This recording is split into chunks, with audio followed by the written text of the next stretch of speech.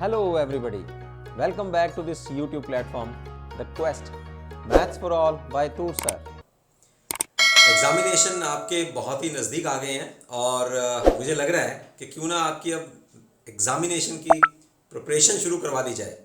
I mean to से कि मैं अब आपको प्रीवियस ईयर्स के जो क्वेश्चन पेपर्स आए हैं CBSE बोर्ड में, पंजाब बोर्ड में, हरियाणा बोर्ड में, जो भी हमारे प्रीवियस ईयर के जो क्वेश्चंस पेपर हैं उनमें जो क्वेश्चंस आए हैं, एक तो मैं वो आपको सॉल्व करवा देता हूँ, तो आपको ये आइडिया हो जाएगा कि किस तरह के क्वेश्चंस कितने कितने मार्क्स के और किस तरह के क्वेश्चंस जो हैं आपके एग्जामिनेशन में आते हैं। एक तो ये भी मैं आपको कह सकता हूँ शॉर्ट कि इन्हीं क्वेश्चन पेपर में कई बार क्वेश्चंस जो हैं वो रिपीट भी हो जाते हैं। ध्यान से सुनिए मेरी बात, इन्हीं क्वेश्चंस पेपर में कई क्वेश्चंस जो हैं वो आपके नेक्स्ट एग्जामिनेशन या जो कमिंग एग्जामिनेशन है उनमें वो रिपीट भी हो जाते हैं और आपको ये भी आइडिया हो जाएगा कि किस किस तरह के क्वेश्चंस आपको आ सकते हैं। यानी कि कहने का मतलब है कि इन्हीं क्वेश्चन से रिलेटेड और इन्हीं क्वेश्चंस के सिबलिंग्स जो हैं वो आपको आपके कमिंग एग्जामिनेशन में भी मिल जाएंगे। कहने का मतलब है कि एक तो इन क्वेश्चन जो मैं करवा रहा हूँ आपको प्रीवियस ईयर एग्जामिनेशंस में जो एक्चुअली आपके जैसे आज हम शुरू करने वाले हैं 2023 में मार्च के एग्जामिनेशन में मैथ्स का पेपर क्या आया था, एक तो मैं वो आज शुरू करने वाला हूँ और उसके 1 मार्क्स ऑब्जेक्टिव टाइप क्वेश्चंस हम लोग करने वाले हैं। सेकेंडली एक तो ये क्वेश्चंस मैंने जैसे पहले कहा कि आप इन क्वेश्चंस को करिए, थॉरली करिए और आपको आइडिया हो जाएगा कि इनसे रिलेटेड क्वेश्चंस जो हैं वो आपके नेक्स्ट एग्जाम 2024 में कौन से एग्जामिनेशन आ रहे हैं, आपको कौन से क्वेश्चंस आ रहे हैं आपको। ओके जी, तो let's begin with objective type questions, 1 marks question in this video. So in March 2023 जो मैथ्स का CBSE बोर्ड में जो क्वेश्चन पेपर आया था उसके जो MCQ हैं उसमें फर्स्ट क्वेश्चन जो है that is this, it is given to you as the derivative of the function is this और फंक्शन की वैल्यू है at x equal to 1 is equal to 1। तो वो पूछ रहा है what is the value of the function, function क्या होगा जिसका डेरिवेटिव आपको गिवन है। तो इसका मतलब हम लोग क्या करते हैं, जब डेरिवेटिव गिवन है फंक्शन निकालना है तो you have to make the integration both sides. Okay, तो आपको स्टेटमेंट जो है मैंने सिर्फ अभी हाफ स्टेटमेंट लिखी है, आपको स्क्रीन पे इसकी फुल स्टेटमेंट दिख रही होगी और ऑप्शंस भी नजर आएंगे। तो उन ऑप्शंस में क्योंकि ये मल्टीपल चॉइस क्वेश्चन है you have to solve it, लेकिन सोल्यूशन इनके ज़्यादा बड़े नहीं होते लेकिन सॉल्व तो फिर भी करना ही पड़ेगा। तो सोल्यूशन में देखिए इसका, integrating both sides d by dx of fx this is equal to 2x dx plus 3 1 by x dx plus a constant of integration। तो एक तो यहाँ डेरिवेटिव है फिर इंटीग्रेशन है, these are opposite to each other, तो anti derivative ले रहे हैं तो डेरिवेटिव विल बी वो खत्म हो जाएगा और यहाँ आएगा x square plus 3 log of x plus a constant of integration. तो फंक्शन जो है हमारे पास ये आ गया। अब यहाँ से अंदाजा भी लगा सकते हैं कि जो आपके ऑप्शंस हैं उसमें आपका जो आंसर आने वाला है, अब देखिए ABCD 4 ऑप्शंस हैं लेकिन हमारे पास यहाँ कांस्टेंट ऑफ इंटीग्रेशन है। तो कांस्टेंट ऑफ इंटीग्रेशन की वैल्यू निकालने के लिए आपको यहाँ फंक्शन की वैल्यू गिवन है x इक्वल टू 1, तो सबसे पहले आप ये वाली पर्टिकुलर वैल्यू इनिशियल कंडीशन यहाँ यूज कर लीजिए, it will give you the value of the constant. Okay, तो यहाँ 1 इज इक्वल टू f1 है ना, f1 की वैल्यू गिवन है आपको 1 और यहाँ x की in place of x you put 1 square 3 log of 1 plus constant, यहाँ भी 1 है यहाँ 1 है, log of 1 is 0 plus c, तो यहाँ c की वैल्यू जो है वो गिवन आप निकाल लेंगे, c की value comes out to be 0, so put it here in equation number 1। okay, तो exactly आपकी फंक्शन की जो वैल्यू आई है x square plus 3 log of x, so इसमें अगर हम आंसर चूज करें तो your B will be the right answer, ये B है। मैं स्टेटमेंट में मैंने डाल दी है और अगर आपको कहीं से भी 2023 का क्वेश्चन पेपर मिल रहा है तो वो आप अपने सामने रख सकते हैं, अदरवाइज मैं आपको फुल इसमें सोल्यूशन भी दे रहा हूँ और यहाँ आपको मेरे बोर्ड के ऊपर इसकी स्टेटमेंट भी आपको नजर आ जाएगी। सो let's move towards question number second question की स्टेटमेंट देखिए, आपको बोर्ड पे नजर आ रही है और उसमें वो कह रहा है कि ये डिफरेंशियल इक्वेशन आपको गिवन है, okay, sin x plus cos of dy by d x is equal to y square. इसकी डिग्री और ऑर्डर का पता कर रहा है, वेरी इजी। देखिए ऑर्डर क्या होता है कि उस पूरी डिफरेंशियल इक्वेशन में कितनी बार, है ना, कितनी मैक्सिमम बार जो है उसमें डेरिवेटिव किया होता है। तो ऑर्डर तो वो हो गया dy बाई डी एक्स, तो यहाँ सिंगल टाइम है तो ऑर्डर इज 1, ओके। तो वो तो आप फटाफट से बेझिझक इसको लिख दो बस। हाँ, डिग्री निकालने के लिए उसकी कंडीशन क्या होती है कि सबसे पहले आपको उसकी एक्सपोनेंट पावर्स अगर हैं तो x जैसे 3/2 है या 5/2 या 1/2 है, पहले उस पावर को खत्म करिए आप, होल पावर्स लेके आइए, फिर वो पॉलिनोमियल्स में लेके आओ आप, ठीक है। तो पॉलिनोमियल बन जानी चाहिए वो डिफरेंशियल इक्वेशन जो है। उसके बाद आपको जो मैक्सिमम ऑर्डर डेरिवेटिव है उसकी जो पावर देखनी है आपने, ठीक। तो यहां अगर आप देखेंगे कि सर ऑर्डर तो इसका 1 है और इसकी पावर भी 1 है, नहीं, इसकी डिग्री जो है वो डिफाइन नहीं है, नॉट डिफाइंड। क्यों? क्योंकि ये पूरी की पूरी डिफरेंशियल इक्वेशन जो है हम लोग पॉलिनोमियल में नहीं लिख सकते। क्यों? क्योंकि कॉस के अंदर जो एंगल है वो डिफरेंशियल कोफिशिएंट नहीं होना चाहिए, वो कोई ना कोई वेरिएबल ही होना चाहिए, ठीक है। और ये जो डेरिवेटिव है ये सेपरेट होना चाहिए कहीं ना कहीं, और पूरी differential equation can be written in a polynomial form. तो ये पॉलिनोमियल फॉर्म में नहीं है, क्या लिखेंगे? Because it is not in polynomial, या it cannot be written as a polynomial. तो वैसे रीजन तो देने की जरूरत नहीं है, आपको तो बस आंसर देना है। डिग्री इसकी डिफाइन नहीं है और ऑर्डर जो है वैसे वो पूछी डिग्री रहा था, तो इसमें answer that will be C. A answer is 2, B is 1, C is not defined and D is 0. So C is our right answer for this question. Okay. Now let's have third question. Third question की जो statement है वो आपको कह रहा था integrating factor of the differential equation 1 minus y square dx over dy plus yx is equal to ay. ठीक है। तो सबसे पहले हमें dx बाई dy जो डिफरेंशियल कोफिशिएंट होता है उसका जो कोफिशिएंट है, क्योंकि ये स्टैंडर्ड फॉर्म आ रही है हमारे पास लीनियर डिफरेंशियल इक्वेशन, ठीक है, ऑफ ऑर्डर 1, ठीक। तो ये उस टाइप की क्वेश्चन है जो हमने डिफरेंशियल इक्वेशन का चैप्टर किया था, तो मैंने आपको दो टाइप की बताई थी। एक तो था dy by dx plus py is equal to q, तो उसमें p और q जो थे वो ओनली x के फंक्शन थे, इंडिपेंडेंट वेरिएबल के फंक्शन। यहां पर इंडिपेंडेंट वेरिएबल अब y है और डिपेंडेंट x है, ठीक है। तो यहां हमारे पास जो p1 और q1 होंगे वो p1 और q1 y के फंक्शन होंगे। तो यहां dx ओवर dy मैं सबसे पहले इस कोफिशिएंट, डिफरेंशियल कोफिशिएंट का जो कोफिशिएंट है वो 1 बना रहा हूं, ठीक है। तो यहां आएगा 1 over 1 minus Y square into x, this is a 1 minus 1 over y over 1 minus Y square. तो ये कौन सी फॉर्म की आ गई है हमारे पास? dx over dy plus p1x is equal to q1।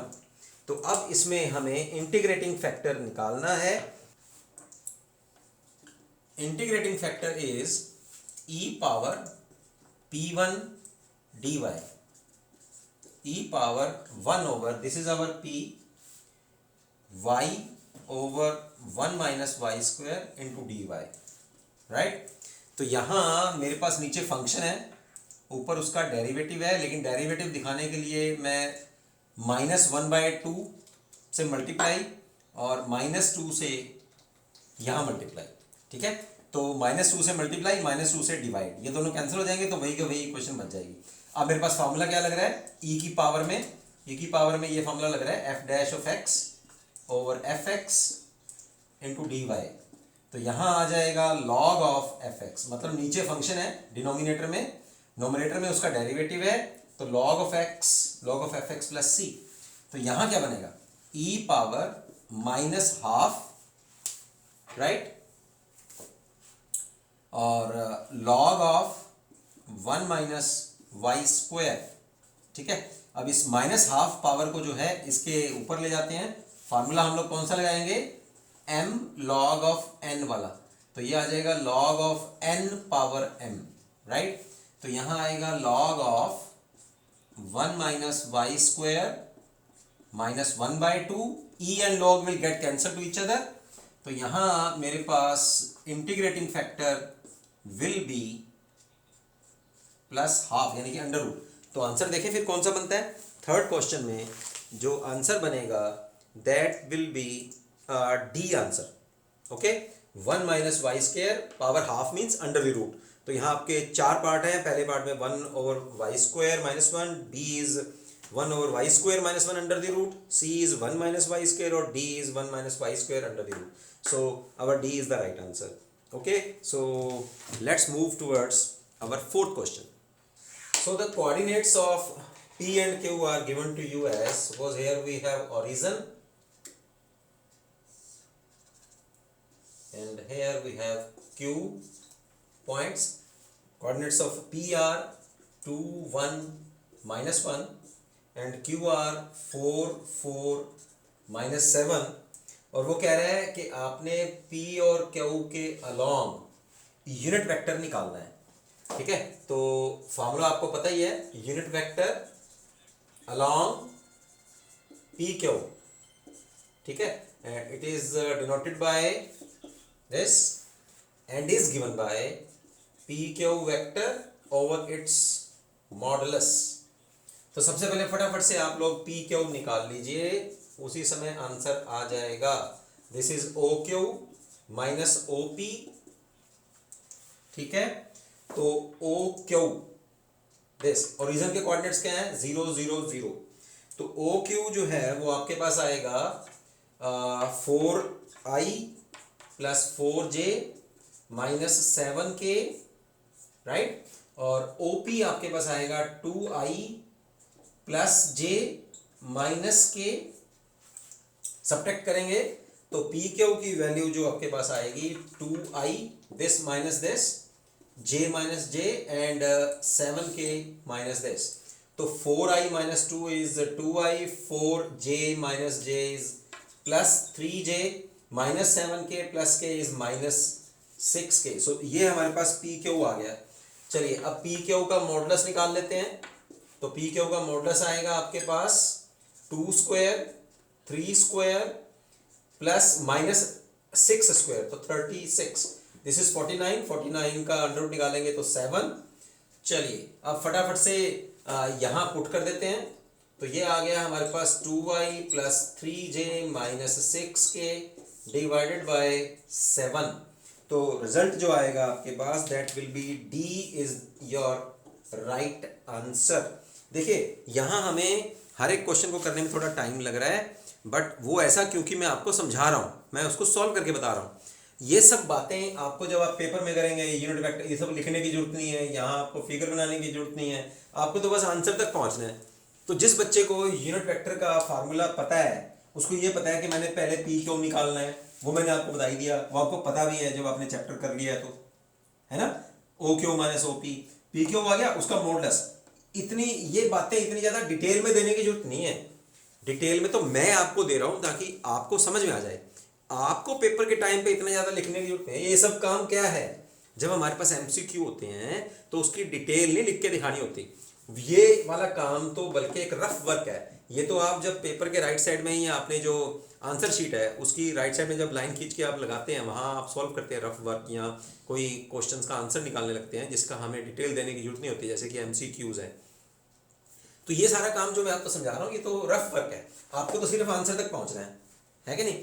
तो ये आंसर जो है आपके जितने भी मल्टीपल चॉइस क्वेश्चंस हैं उनको आप मिनट के हिसाब से मानिए कि 1 मिनट का एक क्वेश्चन आपका होना चाहिए ज़्यादा से ज़्यादा। अदरवाइज तो 30 सेकंड्स ही बहुत होते हैं, कई बार तो देखने से भी आंसर पता लग जाता है। ठीक है, चलो अब चलते हैं next fifth question. Fifth question is very easy.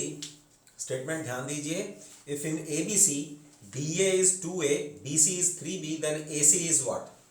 तो क्वेश्चन फिफ्थ में हम लोग सबसे पहले ट्रायंगल लॉ जो है एडिशन का वो हम लोग यूज़ करेंगे। मैं आपको समझा देता हूँ, लेकिन आपको बताना चाहिए और ये देखते ही आप बता दें।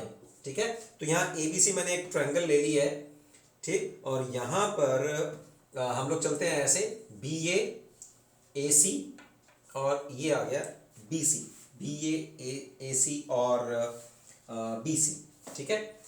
तो यहाँ सी भी कर लीजिए, यहाँ बी सी कर लीजिए, एक ही बात है।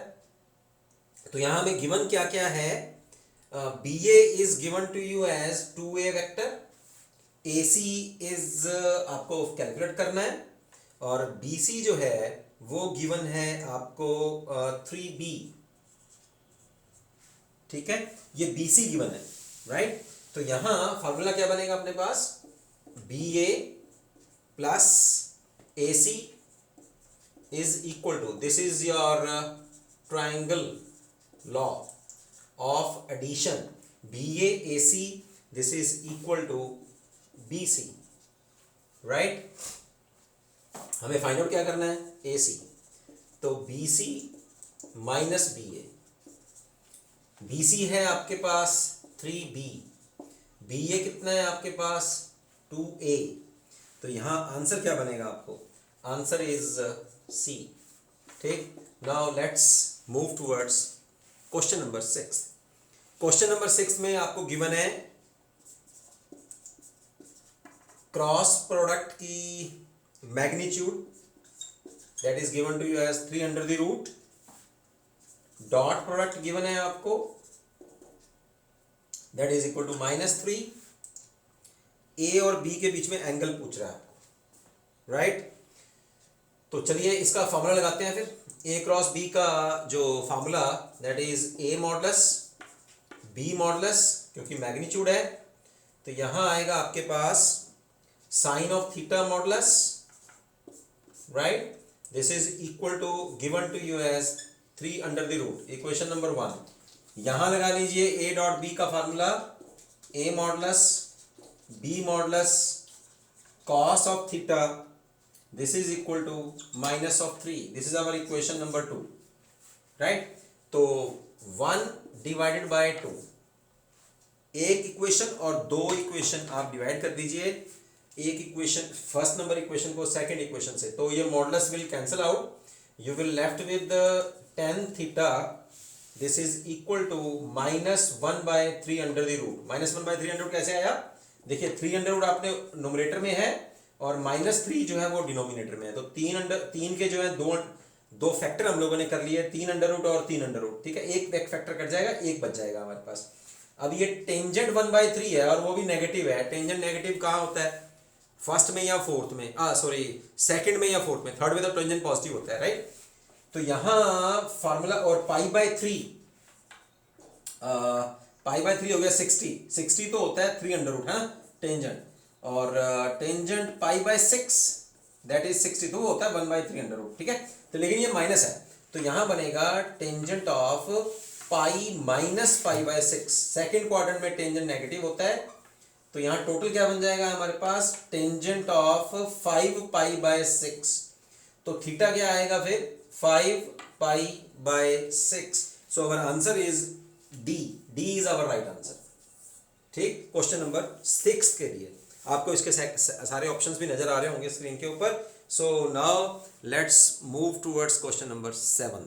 क्वेश्चन नंबर 7 में वो आपको कह रहा है कि you have to find out the equation of a line that passing through origin में से पास कर रही है वो। मैं एक रफ सा फिगर बना रहा हूँ आपके लिए, that is not exact figure, तो ओरिजिन में से पास कर रही है और उसके जो डायरेक्शन को साइंस है 30 degree, 60 degree and 90 degree, that line is making an angle of 30 degree with x axis, ठीक है, और 60 degree with y axis और 90 degree with z axis। तो आपके पास इक्वेशन क्या होती है, equation of line passing through origin and making angle 30 degree, 60 degree and 90 degree with the axis is x minus 0 over direction cosine along x axis, that is cos of 30, y minus 0 over cos of 60, z minus 0 over cos of 90, right। तो यहां आपके पास equation क्या बनने वाली है फिर, cos 60 is 1/2, cos 30 is 3 under root by 2, cos 60 is 1/2 और cos 90 is 0। तो इसको थोड़ा सा सेट कर लीजिए आप। ये आ जाएगा 2x over 3 under the root 2y over 1 z over 0। Friend यहाँ अगर हम लोग मैच करेंगे तो a b is your right answer. Okay, now let's move towards question number 8. If A and B are two events such that probability of A but not B is equal to 2 times the probability of B not A, and probability of A and probability of B दोनों का addition जो है that is given to you as 2/3, then find out the probability of B. Okay, 4 options आपको given है। यहाँ आपको formula याद होना चाहिए probability वाले chapter का। it is given to you as probability of A not B is equal to 2 times probability of B not A। हम लोग कैसे लिखते हैं इसको? So probability of A intersection B, और जो नहीं है उससे डिवाइड करते हैं probability of B से। इसको कैसे लिखेंगे? probability of A intersection B और probability of A से डिवाइड कर देंगे, राइट? तो ये फार्मूला आपको याद होना चाहिए। चलिए, दोनों का न्यूमरेटर कैंसिल हो जाएगा, क्रॉस मल्टीप्लाई करेंगे तो यहां आएगा PA is equal to 2 times probability of B। This is our equation number 1। Now also you have given that दोनों की प्रोबेबिलिटी का जो सम आ रहा है it is given to you as probability of A plus probability of B is 2/3, और यहाँ probability of A 2 times 2, यहाँ 2 टाइम्स प्रोबेबिलिटी ऑफ B भरेंगे, पुट करेंगे तो ये आ जाएगा 3 times probability of B is equal to 2/3। हम लोग क्या यूज कर रहे हैं? यूजिंग 1, और तो प्रोबेबिलिटी ऑफ B क्या आ जाएगी? 2/9। तो 2/9 जो है वो ऑप्शन देखिए, that is A option. So our A is the right answer. 9th question is find the anti derivative of tangent x minus 1 tangent x plus 1। Anti derivative का मतलब क्या होता है भाई? Integration. Tangent x minus 1 over tangent x plus 1 into dx। Take the minus sign common from numerator, so you have 1 minus tangent x over 1 plus tangent x। ये formula किसका बना फिर? Minus as it is, this formula will become as tangent of pi/4 minus x into dx। ठीक है, चलिए अब इसको अगर हम लोग सॉल्व करेंगे तो ये क्या बनेगा?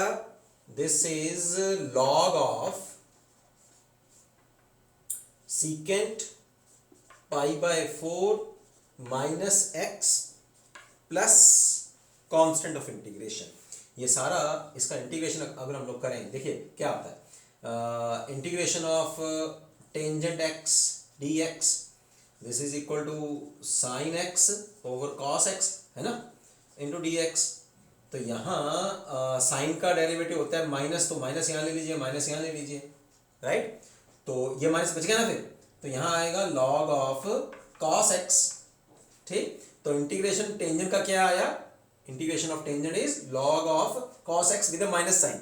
अब इस माइनस साइन को अगर हम लोग कॉस की पावर ले जाएं और कॉस की पावर माइनस बना जाएगी तो वो नीचे डिनोमिनेटर में आ जाएगा, तो 1 ओवर कॉस इज सीकेंट, तो ये आ गया सीकेंट, राइट? तो इसका मतलब क्या है कि टेंजेंट का जो इंटीग्रेशन होता है वो हमारे पास लॉग ऑफ सीकेंट होगा।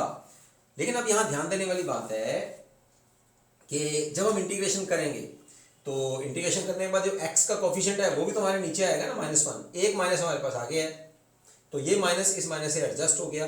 बस ये माइनस और प्लस का आप लोगों को ध्यान रखना है। So our answer is C। This is your 9th question. 10th question में AB CD EF are the vertices of a triangle ABC। तो यहाँ A के जो वर्टेक्स हैं वो AB, B के जो वर्टिसेस हैं that is CD, and C के जो वर्टिसेस हैं वो EF है। और डेल्टा जो है वो denotes the area of a triangle. Then ये हमें प्रूव करना है कि ये जो उसने डिटर्मिनेंट निकाला है उसका जो स्क्वायर है वो इनमें से कौन सा आंसर होगा। तो सबसे पहले फिर आप एरिया निकाल लीजिए, डेल्टा, है ना, ये होता है 1/2 AB1 CD1 EF1। ठीक है, तो ये क्या होगा फिर AB1 CD1 और EF1 दो हम लोग मल्टीप्लाई करते हैं तो ये हो गया 2 डेल्टा, द एरिया है ना, 2 टाइम्स एरिया हो गया। लेकिन हमें वो मांग क्या रहा है, वो मांग रहा है ए, इसका ट्रांसपोज मांग रहा है, तो उसका ट्रांसपोज कर दीजिए फटाफट से आप। ये हो गया AB1 रो इनटू कॉलम, CD1 EF1, और फार्मूला हमने कौन सा यूज किया, ये भी 2 डेल्टा ही आएगा। फार्मूला क्या है कि अगर किसी ट्रांसपोज मैट्रिक्स का करें, उसका डिटर्मिनेंट निकालें, तो वो जो ओरिजिनल मैट्रिक्स थी उसका भी डिटर्मिनेंट अगर निकालें तो ट्रांसपोज करने के बाद भी डिटर्मिनेंट जो है वो इक्वल होता है, तो ये इसके इक्वल है। अब दोनों तरफ स्क्वायर कर दीजिए, तो इसका स्क्वायर करेंगे तो ये हो जाएगा 4 delta square. So our answer is B is the right answer. So students, इस वीडियो में इतना ही। मैंने आपको 10 क्वेश्चंस मल्टीपल चॉइस क्वेश्चंस के करवाए हैं इस वीडियो में। सो नेक्स्ट पार्ट में हम लोग कंटिन्यू करेंगे 11th to 20th MCQs।